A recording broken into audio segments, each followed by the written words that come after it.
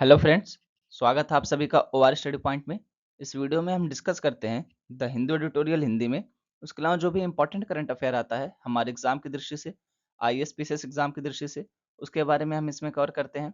ये वीडियो रोज सुबह 7 बजे तक अपलोड कर दी जाती है। अगर कोई स्ट्रीम कंडीशन नहीं बनती है तो पीडीएफ के लिए आप टेलीग्राम ग्रुप से जुड़ सकते हैं। उसका नाम है ओआर स्टडी पॉइंट। उसकी लिंक भी आपको डिस्क्रिप्शन बॉक्स में मिल जाती है। दोस्तों, जैसा कि आप सभी को पता है कि 9 और 10 सितंबर को नई दिल्ली में जी20 की मीटिंग हो रही है। तो ज़ाहिर-सी बात है कि कुछ ना कुछ घोषणाएँ भी होंगी, कुछ ना कुछ यहाँ पे हस्ताक्षर भी किया जाएगा, कुछ ना कुछ और भी महत्वपूर्ण चीज़ें निकल के आएँगी। तो वही सारी चीज़ें यहाँ पे बताई जा रही हैं। देखिए, आज संडे है, तो आज हम लोग इसको डिस्कस नहीं करेंगे। हालाँकि बहुत इंपॉर्टेंट पॉइंट है, फिर भी हम आज इसको डिस्कस नहीं करेंगे, क्योंकि बहुत सारे बच्चे संडे में वीडियो देखते नहीं हैं, तो उनका नुकसान हो जाएगा। उसके अलावा अब आज 10 सितंबर है, तो आज भी हो जाने दीजिए, आज की मीटिंग समाप्त हो जाने दीजिए। फिर पूरा क्या निकल के आता है रिज़ल्ट, पूरा परिणाम क्या निकल के आता है, उसको सबको एक साथ मिला कर के एक दिन हम अच्छे से कवर कर लेंगे कि जी20 का पूरा परिणाम क्या निकल के आया है। वैसे आज भी हम यहाँ पे इसको डिस्कस करें, फिर कल भी डिस्कस करना पड़ेगा, क्योंकि मीटिंग 2 दिन हो रही है, 9 और 10 सितंबर को। तो इस तरीके से 9 सितंबर को तो ये निकल के आएगा। अब आज देखते हैं कि आज क्या निकल के आ रहा है।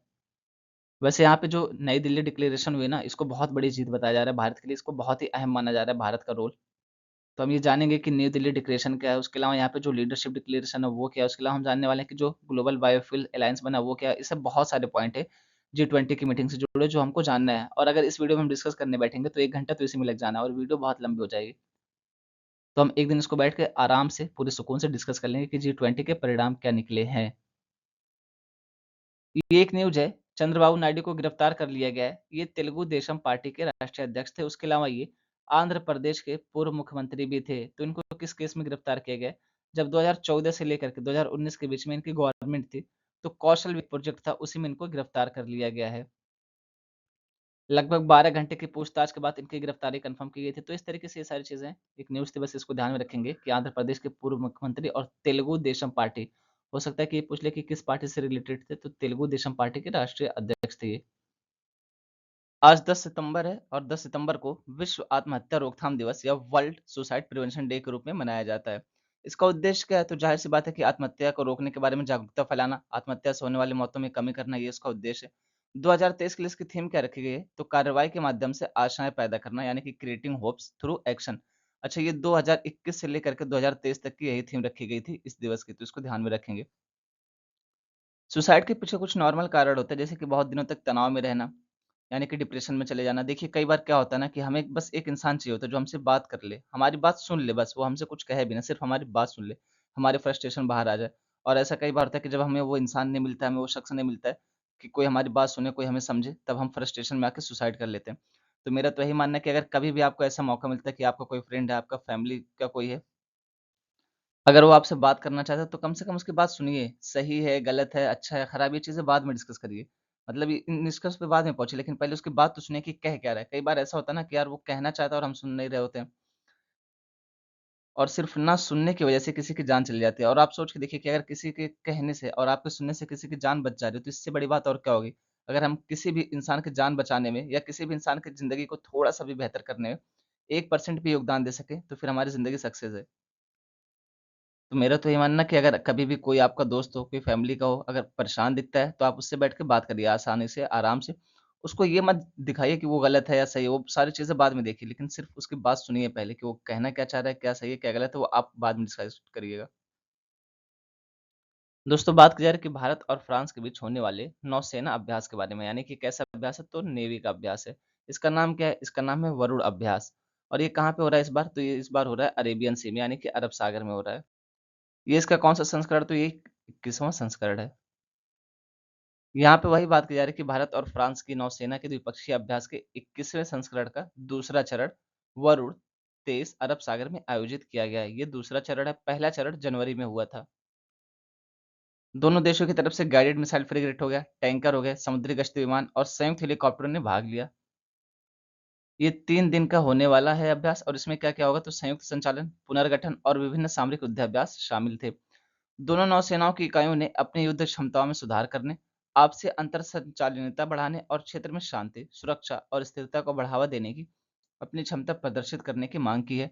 वरुण 2023 का पहला चरण 16 से 20 जनवरी तक भारत के पश्चिमी तट पर आयोजित किया गया था। इंडिया और फ्रांस के बीच जो नेवी की एक्सरसाइज है वो 1993 में शुरू हुई थी, और यहाँ पे अगर वरुण की बात करें तो ये 2001 में शुरू हुई थी। उसके अलावा बात की जा रही है कि यह अभ्यास समुद्र में अक्षय व्यवस्था के लिए आपसी सहयोग को बढ़ावा देने के लिए दोनों नौसेनाओं के बीच परिचालन स्तर के संचार की सुविधा प्रदान करता है, जो वैश्विक समुद्री कॉमन्स की सुरक्षा और स्वतंत्रता सुनिश्चित करने के लिए साझा प्रतिबद्धता पर जोर देते हैं। दोस्तों, यहाँ पे बात की जा रही है कि हीट इंडेक्स क्या है।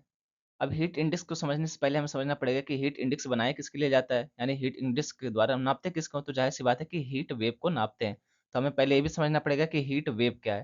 तो हम पहले ये देखेंगे कि हीट वेव क्या है, उसके बाद हम ये जानेंगे कि हीट इंडेक्स क्या है। देखिए, यहाँ पे इसका सीधा सा जो जुड़ाव है ना, वो है जलवायु परिवर्तन से। अब जलवायु परिवर्तन कैसे होता है, तो वातावरण में जब कार्बन डाइऑक्साइड जाती है, इसी की वजह से क्या होता है, ग्लोबल वार्मिंग होता है। अब ग्लोबल वार्मिंग की वजह से ही जलवायु परिवर्तन होता है, यानी अगर आप देखेंगे तो कहीं न कहीं इसके लिए कौन ज़िम्मेदार है? मानव ज़िम्मेदार है। और ये जो हीट वेव की घटना है ना, ये यूरोप जैसे देशों में हो रही है, जहाँ पे इतनी सारी बर्फ पड़ती है, मतलब लगातार ठंडी रहती है, वहाँ पे भी हीट वेव की समस्या निकल के आ रही है। ये चर्चा में क्यों आ गया, तो इसके पीछे 2 वजह हैं। पहले तो ये है कि भारत ने इससे निपटने के लिए जो प्रयास किए थे, वो बहुत हद तक सक्सेसफुल रहे हैं, तो इसकी वजह से होने वाली मौतों में कमी आई है। दूसरा वजह ये है कि ईरान में बहुत ही खतरनाक स्थिति बन गई है हीट वेव की। इनको छुट्टी करनी पड़ी, सार्वजनिक छुट्टी करनी पड़ी हीट वेव की वजह से। तो इस वजह से हम जानते हैं कि हीट वेव क्या है और हीट इंडेक्स क्या है। यहाँ पे दिखाने की कोशिश की गई कि हीट इंडेक्स जैसा कैसे बाँटा जाता है, इसको हीट स्ट्रोक हो गया, हीट एग्ज़ॉस्टन हो गया, हीट क्रैम्प्स हो गया, डिहाइड्रेशन हो गया। तो अभी हम आगे पूरा डिटेल्स में जानेंगे कि हीट वेव्स को कैसे काउंट किया जाता है। पहले हम जानते हैं कि हीट वेव क्या है। तो हीट वेव को सामान्यतः चरम गर्म मौसम की लंबी अवधि के रूप में जाना जाता है। इसका क्या मतलब है, यानी कि जो गर्मी है वो बहुत अधिक होगी। मान लीजिए सामान्यतः आपके यहाँ 30 डिग्री सेल्सियस की गर्मी होती थी, अब ये बढ़ कर के 45 डिग्री सेल्सियस हो जाए और ये लगातार कुछ समय तक बनी रहे, लंबे समय तक बनी रहे, तो इसी को हीट वेव की कंडीशन कहा जाएगा। ये मानव स्वास्थ्य हो गया, पर्यावरण हो गया, अर्थव्यवस्था हो गया, इन सब पर प्रतिकूल प्रभाव डालती है, यानी कि नकारात्मक प्रभाव डालती है। अगला पॉइंट है कि भारत एक उष्णकटिबंधीय देश है, इसकी वजह से यहाँ पे हीट वेव की अधिक संभावना रहती है, उसके प्रति हम लोग अधिक संवेदनशील हैं, जो हाल के वर्षों में लगातार और अधिक तीव्र हो गई है। भारत में हीट वेव कैसे घोषित किया जाता है, तो आईएमडी, इंडियन मेट्रोलॉजिकल डिपार्टमेंट, यानी कि भारत मौसम विभाग, इसके द्वारा मानदंड तैयार किए गए। अब वो मानदंड क्या, हम उसके बारे में जानते हैं। तो इसने ये कहा है कि मैदानी इलाके जो हैं, यहाँ पे तापमान न्यूनतम कितना होना चाहिए, तो 40 डिग्री सेल्सियस होना चाहिए। और वहीं अगर हम बात करते हैं पहाड़ी क्षेत्रों में, तो यहाँ पे तापमान न्यूनतम 30 डिग्री सेल्सियस होना चाहिए, तभी हीट वेव की स्थिति माना जाएगा। उसके अलावा यहाँ पे बात की जा रही है कि किसी मैदानी इलाके का तापमान 40 डिग्री सेल्सियस या इससे अधिक, यानी कि इक्वल या ग्रेटर देन। इसी तरीके से पहाड़ी क्षेत्रों का 30 डिग्री सेल्सियस या इससे अधिक तापमान जब हो जाता है, तब इसी को हीट वेव की कंडीशन कहा जाता है। यहाँ पे बात की जा रही है कि सामान्य से अधिक बढ़ने के आधार पर, यानी मान लीजिए सामान्य तापमान 30 डिग्री सेल्सियस रहता है। अब इसमें विचलन आए कितना, तो 4.5 डिग्री सेल्सियस से लेकर के 6.4 डिग्री सेल्सियस तक की अगर बढ़ोतरी होती है, तो इसको हीट वेव की कंडीशन माना जाएगा। इसी तरीके से गंभीर हीट वेव की कंडीशन कब माना जाएगा, जब 6.4 डिग्री सेल्सियस से भी अधिक तापमान बढ़ जाए सामान्य से, तो इसी को गंभीर हीट वेव की कैटेगरी में रखा जाएगा। इसी तरीके से बात करें कि वास्तविक अधिकतम तापमान के आधार पर, यानी मैक्सिमम तापमान कितना हो कि हीट वेव की कंडीशन मान ली जाए, तो यहाँ बात की जा रही है कि अधिकतम तापमान या तो 45 डिग्री सेल्सियस हो या तो इससे अधिक हो, तो इसको हीट वेव की कंडीशन मान लिया जाएगा। और इसके तहत गंभीर हीट वेव कब माना जाएगा, तो जब 47 डिग्री सेल्सियस या इससे अधिक तापमान होगा, तो इसको गंभीर हीट वेव की कैटेगरी माना जाएगा। अब यहाँ पे हम जानते हैं हीट वेव से बचने के लिए आईएमडी की पहल और उपकरण के बारे में। तो इसमें पहला पॉइंट ये है कि पूर्वानुमान समय-समय पर जारी करना चाहिए। जब पूर्वानुमान जारी हो जाएगा, तो लोगों को इसके बारे में जानकारी रहेगी। लोग उस समय बाहर ही नहीं निकलेंगे, अपने घर में सुरक्षित रहेंगे, या इससे बचने के लिए और भी यहाँ पे तरीके अपनाएँगे। इसी तरीके से बात की जा रही है कि जो आपदा प्रबंधन अधिकारी हैं, इनको भी प्रशिक्षित किया जाना चाहिए, इनको भी इसके बारे में जानकारी दी जानी चाहिए और इनको तैयार रहना चाहिए हमेशा इस कंडीशन के लिए। उसके अलावा बात की जा रही है कि आईएमडी तापमान संबंधी रुझानों में अतिरिक्त अंतर्दृष्टि प्रदान करते हुए मौसमी दृष्टिकोण तथा विस्तारित सीमा पूर्वानुमान प्रदान करता है। उसके अलावा बात की जा रही है कि वास्तविक समय अपडेट के साथ अगले 5 दिनों के लिए दैनिक पूर्वानुमान करना चाहिए। हीट वेव सहित चरम मौसम की घटनाओं के लिए कलर कोडेड चेतावनियां, यानी कि कलर कोडेड वार्निंग, जैसे आप देखेंगे रेड हो गया, ग्रीन जोन हो गया, येलो जोन हो गया, इस तरीके की बात की जा रही है। हीट एक्शन प्लान के लिए राष्ट्रीय आपदा प्रबंधन प्राधिकरण, national disaster management authority, NDMA, और स्थानीय स्वास्थ्य विभागों के साथ सहयोग करना चाहिए। उसके अलावा गर्मी से संबंधित जोखिमों को कम करने के लिए संवेदनशील क्षेत्रों में योजनाओं का कार्यान्वयन करना चाहिए।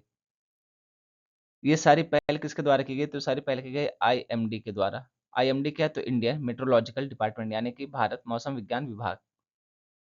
यहाँ पे वही सारी बातें की गई जो अभी हम लोगों ने समझा है कि हीट वेव की कंडीशन कब बनती है। जैसे यहाँ पे देखिए मैदानी इलाकों में 40 डिग्री सेल्सियस की बात की जा रही है और हिली इलाकों में, यानी कि पहाड़ी वाले क्षेत्रों में 30 डिग्री सेल्सियस की बात की जा रही है। जब 40 डिग्री सेल्सियस या इससे कम रहता है तो नॉर्मल माना जाता है, लेकिन जब 40 डिग्री सेल्सियस से अधिक हो जाता है तो इसी को हीट वेव माना जाता है और इसमें परिवर्तन 4 से 5 डिग्री सेल्सियस या इससे भी अधिक हो सकता है। उसी तरीके से यहाँ पे बताया गया है कि जब 40 डिग्री सेल्सियस से अधिक रहता है तो इसको हीट वेव की कंडीशन माना जाता है। इसमें 6 डिग्री सेल्सियस या इससे भी ज़्यादा परिवर्तन आ सकता है। इसी तरीके से यहाँ पे सारी चीज़ें बताई गई जो अभी हम लोगों ने डिस्कस किया है। अब हम जानते हैं हीट इंडेक्स के बारे में, तो एक प्रकार का पैरामीटर है, एक स्केल है जो ये नापता है कि स्पष्ट तापमान क्या है मनुष्य के लिए या महसूस किए जाने वाले तापमान जो होते हैं उसके बारे में बात की जा रही है। यानी मनुष्य क्या तापमान महसूस कर रहा है। जैसे आप देखेंगे ना, कई बार कहते हैं यार आज बहुत गर्मी है, रहा नहीं जा रहा है, और कई बार कहते हैं कि कल की तुलना में तो आज मौसम ठीक ही है, थोड़ा राहत है। तो उसी के बारे में बात की जा रही है कि इसी तरीके से इंसान क्या फ़ील करता है गर्मी को लेकर के, मौसम को लेकर के, उसी को ये नापता है। और इसमें 2 चीज़ों पे विचार किया जाता है। पहले आता है टेम्परेचर, दूसरा है ह्यूमिडिटी यानी कि तापमान और आर्द्रता, ये दोनों पे विचार करता है। दोनों के आधार पर हीट इंडेक्स तैयार किया जाता है। ये उच्च तापमान पर आर्द्रता के प्रभाव को समझने में सहायता करता है कि ये गर्म मौसम के दौरान मानव असुविधा में कैसे योगदान देती है। उसके अलावा बात की जा रही है कि आईएमडी के द्वारा अभी प्रायोगिक आधार पर हीट इंडेक्स लॉन्च किया गया है। यानी अभी ये कंफर्म नहीं है, अभी इसमें संशोधन होता रहेगा और ये चलता रहेगा। अभी सिर्फ देख रहे हैं कि कैसे इसको लॉन्च किया जा सकता है, कैसे इसको लागू किया जा सकता है। प्रैक्टिकल कर रहे हैं अभी इसका। इसका उद्देश्य उन उच्च स्पष्ट तापमान वाले क्षेत्रों के लिए सामान्य मार्गदर्शन प्रदान करना है, जिससे लोगों को असुविधा होती है। अगर हम हीट इंडेक्स के इतिहास में जाएँ, तो इसमें आपको और भी जानकारियाँ मिलेंगी। जैसे इसको पहली बार 1979 में पेश किया गया था, किसके द्वारा? तो डॉक्टर स्टीडमैन के द्वारा। इनका पूरा नाम था डॉक्टर रॉबर्ट स्टीडमैन और ये कौन थे? तो ये कोलोराडो स्टेट यूनिवर्सिटी में कपड़ा और वस्त्र विभाग जो होता है ना, इसके प्रोफ़ेसर थे। इन्होंने ही पहली बार हीट इंडेक्स को प्रस्तुत किया था। और जो इनके द्वारा इंडेक्स जारी किया गया था ना, इसमें ओसांक बिंदु को बहुत ही महत्व दिया गया था। ओसांक बिंदु एक महत्वपूर्ण बिंदु था। ओसांक बिंदु क्या होता है? तो ओसांक बिंदु को देखिए, सामान्यतः तो ऐसे ही कहा जाता है कि जब जल वाष्प जल में परिवर्तित हो जाती है, तब इसी को ओसांक बिंदु कहा जाता है। जिस टेम्परेचर पर, जिस तापमान पर जल वाष्प जल में परिवर्तित हो जाए, उसी को ओसांक बिंदु कहा जाता है। और नॉर्मली अगर हम देखें जल वाष्प क्या होता है, तो एक प्रकार की गैस होती है और यहाँ पे जल क्या होता है, तो तरल होता है। यानी इसको अगर हम कहें तो गैस से लिक्विड फॉर्म में चेंज होना। गैस से तरल फॉर्म में जिस टेम्परेचर पर, जिस बिंदु पर ये बदल जाता है, उसी को ओसांक बिंदु कहा जाता है। तो ये चीज़ें याद रखेंगे, डॉक्टर रॉबर्ट स्टीडमैन का नाम ज़रूर याद रखेंगे। 1979 का ईयर हो गया और ये कोलोराडो यूनिवर्सिटी के थे। ये सारी चीज़ें देखिए, चाहे एग्ज़ाम में आए, चाहे ना, हमारी जानकारी के लिए भी इम्पोर्टेंट है। अगर इंटरव्यू में भी पूछा जाता है हीट वेव के बारे में, हीट इंडेक्स के बारे में, तो अगर आप डॉक्टर स्टीडमैन का नाम ले लेते हैं, तो सोचिए ना कि आपका आंसर सबसे अलग हो जाएगा और क्या प्रभाव पड़ेगा टीचर के ऊपर, जो एग्ज़ामिनर है उनके ऊपर, जो इंटरव्यूअर है उनके ऊपर कि यार ये लड़का जानता है या ये लड़की जानती है, इनको पता है। ऐसे नहीं कि कोई भी है कि चले आएँ बस। अगला बिंदु कि गर्मी के तनाव का संकेत, तो यह क्या करता है? यह सूचकांक मान गर्मी से संबंधित तनाव और स्वास्थ्य समस्याओं के अधिक जोखिम का संकेत देते हैं। यानी गर्मी की वजह से जो प्रॉब्लम होने वाली है उसके बारे में जानकारी देता है। उसके अलावा यह संभावित गर्मी से संबंधित बीमारियों और खतरों के लिए एक चेतावनी के रूप में कार्य करता है। अब जो हीट इंडेक्स है ना, इसमें कलर कोडिंग की जाती है। कलर कोडिंग का क्या मतलब? यानी कि रंग के द्वारा ये बताया जाता है कि तापमान कैसा रहने वाला है और हीट इंडेक्स की क्या कंडीशन है, हीट वेव की क्या कंडीशन है। तो यहाँ पे बात की जा रही है कि हरा प्रायोगिक ताप सूचकांक, तो यहाँ 35 डिग्री सेल्सियस से न्यूनतम तापमान जब होता है तो इसको ग्रीन कंडीशन में रखा जाता है। यानी कोई दिक्कत नहीं है, आइए जाइए घूमिए टहलिए मौज मस्ती करिए, कोई दिक्कत नहीं है। फिर आता है पीला, इसका कब से कब तक रखा गया? तो 36 डिग्री सेल्सियस से लेकर के 45 डिग्री सेल्सियस के बीच जो तापमान रहता है, तब इसको रखा गया है पीले स्तर पर। नारंगी, तो यहाँ पे 46 डिग्री सेल्सियस से 55 डिग्री सेल्सियस के बीच। उसके अलावा बात करें लाल की, यानी कि 55 डिग्री सेल्सियस से अधिक। और 55 डिग्री सेल्सियस मतलब समझ रहे हैं कि इतना ज़्यादा गर्मी कि इंसान पगला जाए, तो इसलिए यहाँ पे लाल, यानी कि ये बहुत ही वर्स्ट कंडीशन है, खराब कंडीशन है। और नारंगी है कि थोड़ा बहुत चलेगा, लेकिन यहाँ पे सतर्क रहने की ज़रूरत है। अगर थोड़ी-सी भी लापरवाही बरतेंगे, तो जान भी जा सकती है। तो इस तरीके से यहाँ पे कलर कोडिंग की गई है। इसको ध्यान में रखेंगे कि रंग संकेतकों के माध्यम से, ये किसके द्वारा की गई? तो ये आईएमडी के द्वारा की गई है। रंग संकेतकों के माध्यम से आईएमडी हमें बताने की कोशिश करता है कि हीट वेव की क्या कंडीशन रहने वाली है। बात की जा रही है कि जो हीट इंडेक्स है, ये सार्वजनिक स्वास्थ्य के लिए एक उपयोगी उपकरण है। कैसे? तो हीट इंडेक्स को समझकर व्यक्ति और समाज हीट वेव के दौरान सार्वजनिक स्वास्थ्य की रक्षा के लिए सक्रिय कदम उठा सकते हैं। ये जनसंख्या की भलाई सुनिश्चित करने के लिए निर्णय लेने और हीट एक्शन प्लान तैयार करने में सहायक हो सकते हैं। देखिए ये कैसे मुद्दा है? मुद्दा ये है कि अगर मान लीजिए लाल रंग जारी कर दिया जाता है, इसका मतलब कि 55 डिग्री सेल्सियस से अधिक तापमान हो गया। अब यहाँ पे व्यक्ति सतर्क हो जाएंगे, ज़्यादातर अपने घरों में रहेंगे। जितना काम रहेगा बस उतना ही बाहर निकलेंगे, अन्यथा हम अपने घरों में रहेंगे ताकि सेफ रह सकें। हीट वेव का हमारे ऊपर नकारात्मक प्रभाव ना पड़ सके, तो वही बात यहाँ पे की जा रही है। उसके अलावा अगर हमें हीट वेव से निपटने के लिए देखना ये पड़ेगा कि किस क्षेत्र में लगातार तापमान कैसा बना हुआ है, वहाँ पे हीट इंडेक्स कैसा रहता है, तो उसके बेस पे हम हीट वेव से संबंधित कोई एक्शन प्लान बना सकते हैं ताकि हम उसके ऊपर कार्रवाई कर सकें, उससे बचने के लिए काम कर सकें। देखिए हीट वेव से बचने के कुछ सामान्य तरीके जो हैं उसके बारे में हम लोग जान लेते हैं। जैसे पहला ये है कि कुछ टाइम पे अंतराल पर पानी पीते रहिए, यानी 1 से 2 घंटे के अंतराल पर पानी पीते रहिए। उसके अलावा अगर मान लीजिए धूप में निकलते हैं तो थोड़ी देर बाद छाया में खड़े हो जाइए। उसका इम्पैक्ट ये पड़ता है ना कि बॉडी फिर थोड़ी-सी नॉर्मल हो जाती है। अन्यथा लगातार धूप में चलते-चलते बॉडी जो है उतना टेम्परेचर झेल नहीं पाती, तो फिर हमें दिक्कतें होने लगती हैं। ये हमारे स्तर पर हो गया और अगर हम देखते हैं बड़े स्तर पर, दीर्घ स्तर पर कैसे काम किया जा सकता है, तो ज़ाहिर-सी बात है कि सबसे पहला पॉइंट इसमें ये आएगा कि वृक्षों की और भी यहाँ पे वनारोपण किया जाए, वृक्ष लगाए जाएँ। इसी तरीके से और क्या किया जा सकता है, तो इसी तरीके से यहाँ पे स्टॉप बना जा सकते हैं, जहाँ पे लोग रुक करके थोड़ा-सा आराम कर सकें, छाया मिल सके जहाँ। यहाँ पे एक कॉन्सेप्ट आता है पॉकेट गार्डन का। पॉकेट गार्डन का मतलब ये होता है कि जैसे मान लीजिए स्कूल हो गया या फिर हॉस्पिटल हो गया, यानी कि जो भी सार्वजनिक संस्थान है, यहाँ पे ऐसे छोटा-सा क्षेत्र है और यहाँ पे 3-4 पौधे लगा दिए गए। अब 3-4 पौधे जब लगा दिए गए, तो ज़ाहिर-सी बात है कि बीच में छाया आ जाएगा, तो यहाँ पे 2-4 लोग बैठ के अपना काम कर सकते हैं, रेस्ट कर सकते हैं, तो इनको छाया मिल जाएगा, हीट वेव से बचने की ये कंडीशन है। तो कम से कम हम अपने स्तर पे तो काम कर ही सकते हैं। अब सोच के देखिए ना कि यूरोप जैसे देश में, जम्मू एंड कश्मीर जैसे क्षेत्र में हीट वेव की वजह से मौतें हो रही हैं, तो ये कितनी खतरनाक कंडीशन है और इसके पीछे की वजह क्या है? इसके पीछे की वजह है ग्लोबल वार्मिंग, जिससे जलवायु परिवर्तन हो रहा है। और ग्लोबल वार्मिंग कैसे हो रही है? तो कार्बन डाइऑक्साइड की वजह से हो रही है। कार्बन कहाँ से उत्सर्जित हो रहा है? तो ज़ाहिर-सी बात है कि उसके लिए डायरेक्टली या इनडायरेक्टली हम ही ज़िम्मेदार हैं। तो अगर हम अपनी आदतें थोड़ा-सा सुधार लें, तो ज़ाहिर-सी बात है कि इन सारी कंडीशन में थोड़ी बहुत तो कमी आ ही जाएगी। अब कहेंगे कि यार हम कैसे ज़िम्मेदार हैं? ज़िम्मेदार हम ऐसे हैं कि जब हम रूम से निकलते हैं ना, तो फ़ैन और लाइट ऑफ नहीं करते, ऐसे ही चल रहा है तो चलने देते हैं। अब इससे क्या होता है, तो इससे कार्बन उत्सर्जन होता है और अभी भी इंडिया में 75% बिजली का उत्पादन किससे होता है? तो कोयले से होता है। और सोचिए जो हम बिजली बचा रहे हैं, अगर मान लीजिए हम फ़ैन बंद करके जा रहे हैं, लाइट बंद करके जा रहे हैं, तो उतने समय हमारे लिए बिजली की आवश्यकता नहीं होगी और जब बिजली की आवश्यकता नहीं होगी तो उसका उत्पादन उतना नहीं करना पड़ेगा। चाहे 0.1% ही हमें ऐसा क्यों ना करना पड़े, हमारी बचत हो रही है। तो ज़ाहिर-सी बात है ना कि कुछ हद तक तो हम योगदान दे पा रहे हैं। अगर हम चाहें तो हम भी अपने स्तर पर योगदान दे सकते हैं, ये छोटे-छोटे कदम उठा कर के। अगर कभी कोई मौका पड़ता है तो हम वहाँ पे पेड़-पौधे लगा दें या रूम से बाहर निकल रहे हैं तो फ़ैन और लाइट ऑफ करके निकलें। इसी तरीके से अगर मोबाइल की चार्जिंग हो गई है तो मोबाइल हटा लें चार्जिंग से। छोटे-छोटे कदम उठाकर भी हम योगदान दे सकते हैं अपने समाज में, उसके लिए कोई बहुत बड़े स्तर पर जानना ज़रूरी नहीं है। और देखिए जब तक ये सारी आदतें हमारे अंदर आएँगी नहीं ना, तब तक वो झलकेगी भी नहीं। जैसे मान लिया अगर कोई योगा नहीं करता और वो आके बोलेगा कि भैया योगा करना चाहिए, तो सोचिए ना कि उसकी ज़ुबान से कैसे निकलेगा? अंदर से फ़ील ही नहीं आएगा। तो इसी तरीके से जब तक हम ये सारे काम करेंगे ना, तो हमारी आदतों में झलकेगा नहीं। यहाँ पे हम जानने वाले हैं स्वच्छ वायु सर्वेक्षण पुरस्कार 2023 के बारे में। देखिए, ये तो 7 तारीख को ही जारी हो गया था, लेकिन आज हम लोग क्यों डिस्कस कर रहे हैं, तो थोड़ा-सा मैं बिज़ी था, टाइम नहीं मिल पा रहा था। लेकिन आज हम अच्छे से इसके बारे में जान लेते हैं। दोस्तों, आप में से कोई बता सकता है कि स्वच्छ वायु सर्वेक्षण पुरस्कार 2023 इसको 7 सितंबर को ही क्यों जारी किया गया? बिना यहाँ पे देखे अगर कोई बताए। देखिए, 7 सितंबर को ही हम लोग international day of clean air for blue skies मनाते हैं। इसका हिंदी में मतलब होता है, नीले आसमान के लिए स्वच्छ वायु का अंतर्राष्ट्रीय दिवस। इसको 7 सितंबर को ही मनाते हैं प्रत्येक वर्ष। इसी वजह से इसको 7 सितंबर को ही जारी किया गया है। इसको पहली बार 2019 में मनाया गया था इस दिवस को। किसके द्वारा घोषित किया गया था? तो यूएनजीए, इसका पूरा नाम है यूनाइटेड नेशन जनरल असेंबली, यानी कि संयुक्त राष्ट्र महासभा द्वारा 2019 में इसको पहली बार घोषित किया गया था कि 7 सितंबर को हम ऐसा कोई दिवस मनाएँगे। 2023 के लिए इसकी थीम क्या रखी गई है? तो स्वच्छ वायु के लिए एक साथ, यानी कि टुगेदर फॉर क्लीन एयर। बात की जा रही है, ये सर्वेक्षण किसके द्वारा किया गया था? तो केंद्रीय प्रदूषण नियंत्रण बोर्ड सीपीसीबी, यानी कि सेंट्रल पॉल्यूशन कंट्रोल बोर्ड द्वारा किया गया था।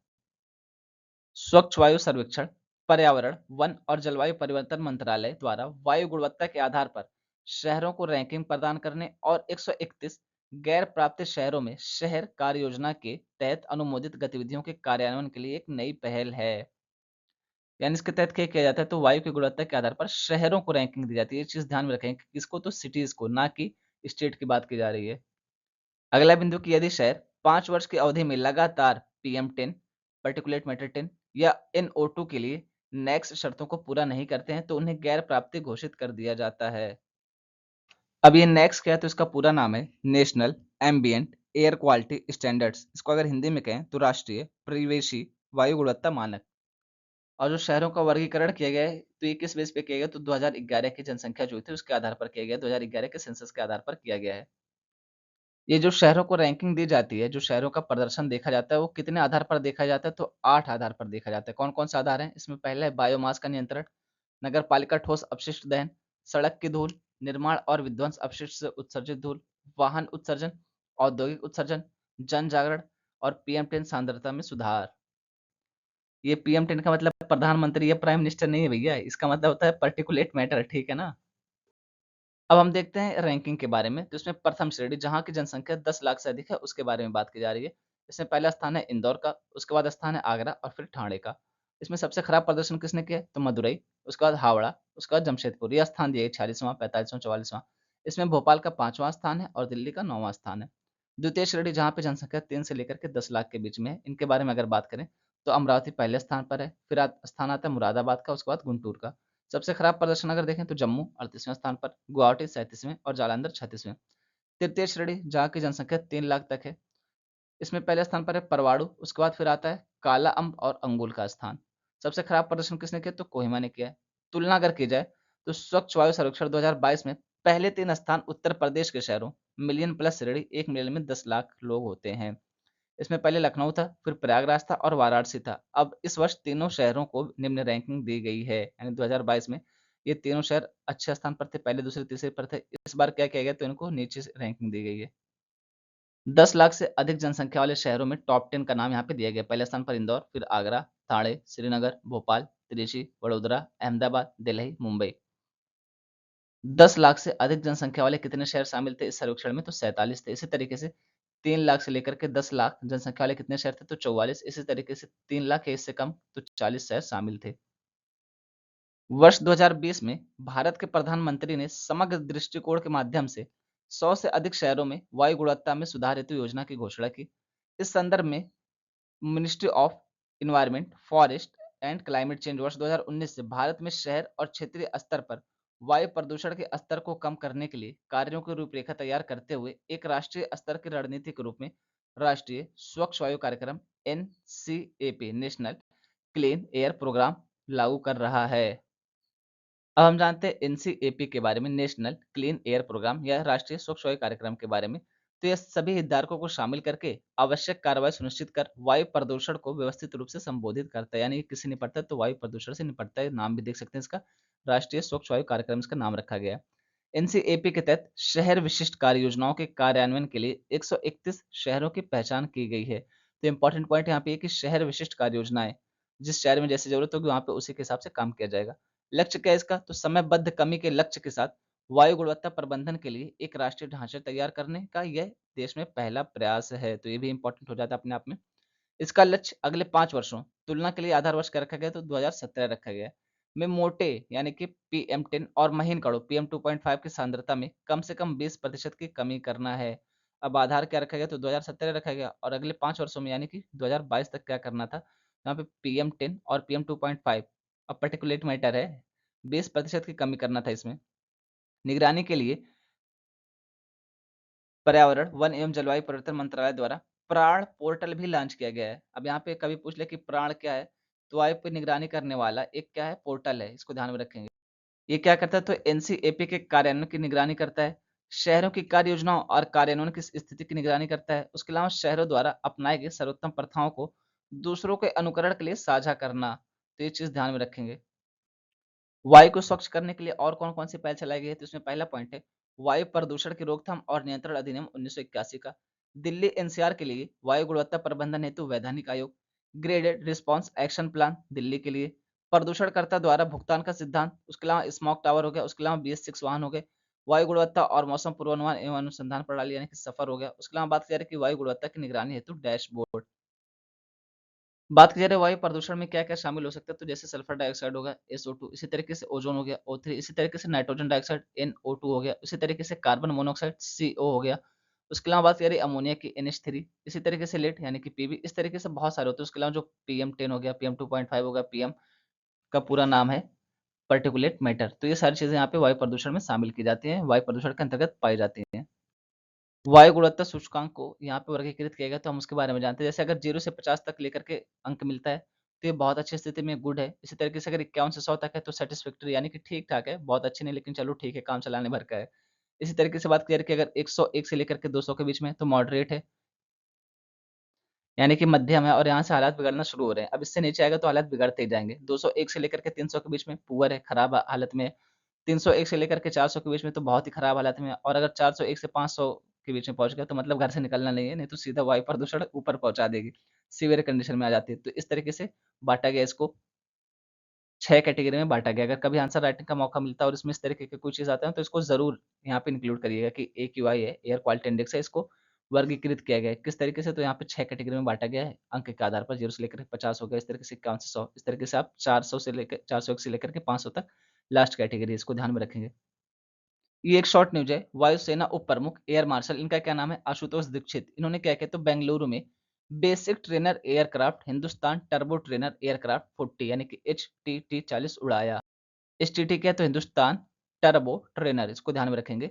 अब देखिए यहाँ पे ये क्या है? तो बेसिक ट्रेनर एयरक्राफ्ट है, इसका ये मतलब है कि जो पायलट है ना वायुसेना के, इनको प्रशिक्षण देने के लिए इसको लाया गया है, ताकि इनको और अच्छे लेवल पर ट्रेनिंग दी जा सके और ग्राउंड लेवल पर भी ट्रेनिंग हो सके, इसके लिए इसको लाया गया है। वायुसेना उप प्रमुख एयर मार्शल आशुतोष दीक्षित ने बेंगलुरु में basic trainer aircraft Hindustan turbo trainer aircraft 40 STT 40 उड़ाया। हिंदुस्तान एरोनॉटिक्स लिमिटेड HAL द्वारा निर्मित है ये, और ये स्वदेश यानी कि स्वदेशी रूप से बनाया गया, अपने देश में डिजाइन किया गया है, और इसको HAL के विमान अनुसंधान एवं डिजाइन केंद्र द्वारा विकसित भी किया गया है। यह भारतीय सशस्त्र बलों की प्रशिक्षण आवश्यकताओं पर आधारित है। HTT 40 एक पूरा एरोबैटिक विमान है, जो 4 ब्लेड वाले टर्बोप्रोप इंजन द्वारा संचालित होता है। यह एक अत्याधुनिक ग्लास कॉकपिट, आधुनिक एवियोनिक्स और ज़ीरो ज़ीरो इजेक्शन सीट सहित नवीनतम सुरक्षा सुविधाओं से सुसज्जित है। यानी क्या बात की जा रही है कि यहाँ पे जो मॉडर्न सिक्योरिटी चीज़ है ना, वो सारी चीज़ें इसमें डाल दी गई हैं, ताकि क्या हो सके, जो हमारे पायलट हैं उनकी सुरक्षा हो सके। ट्रेनर की अधिकतम गति 450 किलोमीटर प्रति घंटा है और अधिकतम सर्विस सीलिंग 6 किलोमीटर तक है। इस टीटी 40 ने पहली बार 31 मई 2016 को उड़ान भरी और 6 जून 2022 को सिस्टम स्तर का प्रमाण पत्र प्राप्त कर लिया था। बात की जा रही है कि इंडियन एयरफोर्स ने किसके साथ? तो HAL के साथ 70 विमानों की आपूर्ति के लिए समझौता किया है। और कितने सालों के लिए? तो 5 सालों के लिए। कब से कब तक के लिए? तो 15 सितंबर 2025 को पहला कंसाइनमेंट इनको मिलेगा, और ये कब तक चलेगा? तो 15 मार्च 2030 तक चलेगा। HTT 40 या HTT 40 भारतीय सशस्त्र बलों के प्रारंभिक पायलटों की प्रशिक्षण गुणवत्ता को बढ़ाएगा। खरीद में विमान के लिए एक पूर्ण मिशन सिमुलेटर भी शामिल होगा, जो हवाई प्रशिक्षण का पूरक होगा, जिससे पायलटों को उड़ान से पहले जमीन पर विभिन्न अभ्यास कर सकेंगे। HTT 40 सरकार के आत्मनिर्भर भारत की कल्पना के अनुसार रक्षा और विमानन क्षेत्र में अधिक आत्मनिर्भरता प्राप्त करने की दिशा में एक और कदम है। अब क्योंकि HTT हिंदुस्तान टर्बो ट्रेनर 40 ये कहाँ पे बनाया गया? तो अपने देश में ही बनाया गया। HAL द्वारा बनाया गया, तो स्वदेशी रूप से विकसित है, और हम लोग क्या कर रहे हैं? आत्मनिर्भर भारत पे फोकस कर रहे हैं, तो वही बात यहाँ पे की जा रही है। बोलने में जो भी गलती हुई उसके लिए दिल से सॉरी। आप सबके सपोर्ट के लिए दिल से धन्यवाद। इसी तरीके से अपना सपोर्ट बनाए रखें, और अगर कोई कमी रहती है तो कमेंट बॉक्स में कमेंट करके ज़रूर से बताएँ कि ये कमी रह गई थी, यहाँ पे सुधार किया जा सकता था, ये और अच्छे से एक्सप्लेन किया जा सकता था, या यहाँ पे ये चीज़ बताई जानी चाहिए थी, या ये चीज़ मुझे समझ नहीं आई। तो उसके लिए आप सबका आभारी रहूँगा।